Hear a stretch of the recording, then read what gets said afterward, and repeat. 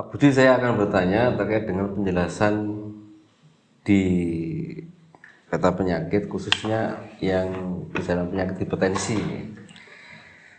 Ada dua pertanyaan yang saya tanyakan. Yang pertama, ini langsung ke kasus ini. Jadi di Pemalang sana ada tetangga, ya.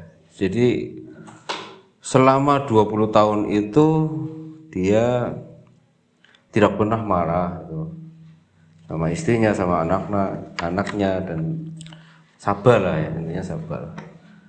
Nah, ketika beliau itu sudah masuk ke perangkat desa, kerjaannya kan sudah enak, kemudian dia di bidang jasa lah, misalnya ngurus tanah, ngurus KTP dan sebagainya. Itu karena kepercayaan tinggi pada masyarakat, akhirnya banyak orderan gitu. Nah, biasanya orang yang mengajak ini kan karena ini jasa, itu pola makan berubah gitu. Jadi sering misalnya ditraktir gitu.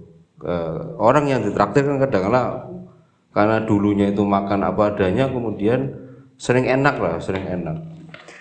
Nah, yang keanehan yang muncul itu selama 20 tahun tidak pernah mukul anak. Ketika anak agak rewel, nah ini istrinya terkejut sekali ketika suatu saat anaknya rewel kemudian langsung dikampleng gitu.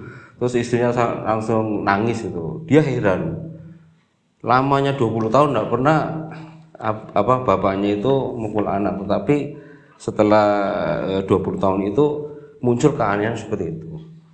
Nah, ini kalau saya perhatikan, apakah ini perubahan pola makan yang tadinya makan seadanya kemudian selalu makan enak, kemudian emosi itu muncul, akhirnya hipertensi itu ada pada dirinya, atau ada unsur apa? Kalau saya lihat sih terkait dengan pekerjaan yang banyak, kemudian sering ada ini ronda dan sering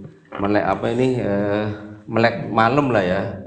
Itu kombinasi akhirnya memang terjadi, walaupun emosi itu sudah tinggi tapi saya lihat agak lemah fisiknya. Nah, ini mohon dijelaskan, ini pengaruh yang menyeluruh ini terkait dengan cerita ini bagaimana, karena tadi yang biasanya tidak pernah mukul anak kemudian marah langsung mukul itu.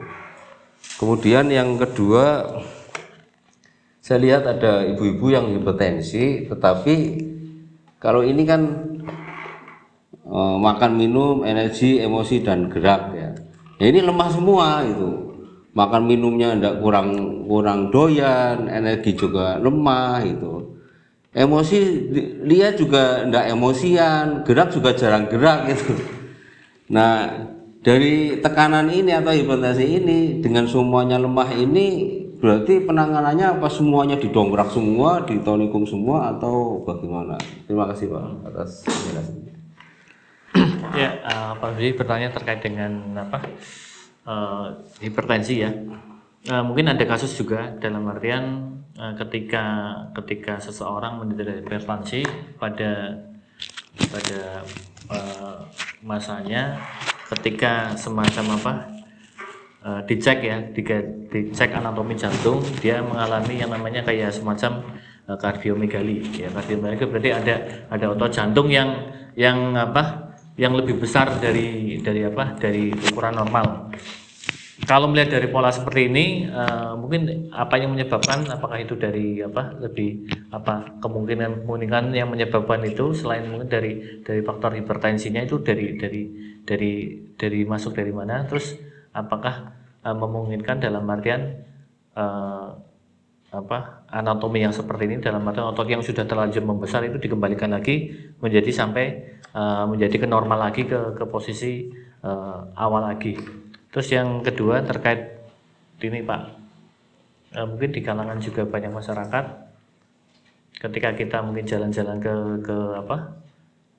ke bangsal hemodialisa, banyak sekali yang dalam artian pasien-pasien yang mengalami semacam cuci darah atau bisa dikatakan sebagai gagal ginjal. Itu mulai dari muda, yang ini juga ada hampir semua rata dan itu menjadi suatu hal yang yang namanya bangsal ini menjadi bisa dikatakan ramai sekali.